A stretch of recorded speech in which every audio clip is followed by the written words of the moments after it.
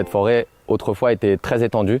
Et dans les années 60, à Clichy-sous-Bois et Montfermeil, en fait, de grandes parcelles forestières ont été complètement rasées. Il y a des grands ensembles qui ont été construits.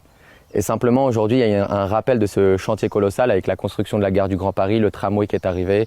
Il y a des grands ensembles qui sont détruits par écrétage et d'autres qui repoussent. Et donc, cette construction qu'on fait là rappelle dans les grandes lignes une trame, celle des grands ensembles en fait. C'est vertical et horizontal répété, ces cellules d'habitat. Et donc, on a reconstitué ces cellules d'habitat ici pour à un moment donné évoquer ces enjeux de pression foncière qui s'exercent à nouveau.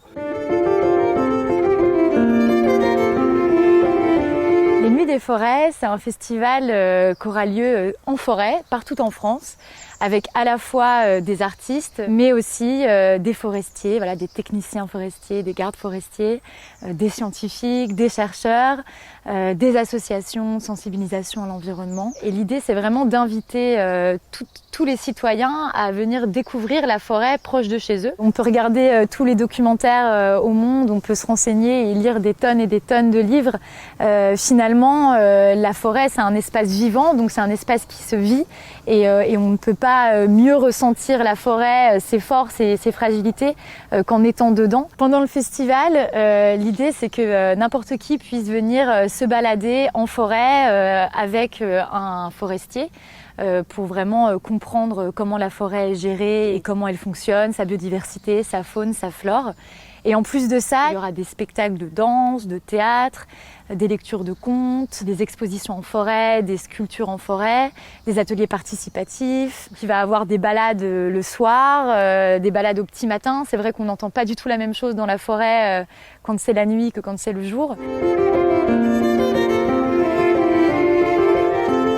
L'objectif du festival, c'est vraiment de traiter de tous les grands enjeux de la forêt et notamment les enjeux liés au réchauffement climatique. Nous, ce qu'on voulait vraiment mettre en avant, c'était la complémentarité entre la parole du forestier, du scientifique et celle de l'artiste.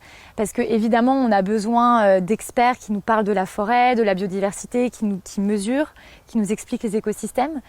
Mais aussi, on a besoin des artistes, on a besoin de faire appel aux sensibilités, aux émotions.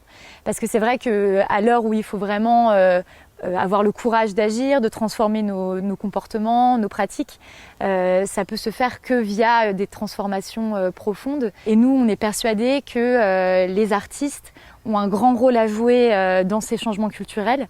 Déjà parce qu'en fait, ils permettent de recréer de nouveaux récits, de nouveaux imaginaires autour du lien qu'entretiennent les hommes et la nature. Et puis aussi parce que finalement, en créant, ils apportent aussi une forme d'optimisme et de joie. Ils permettent de créer des moments conviviaux, des moments festifs.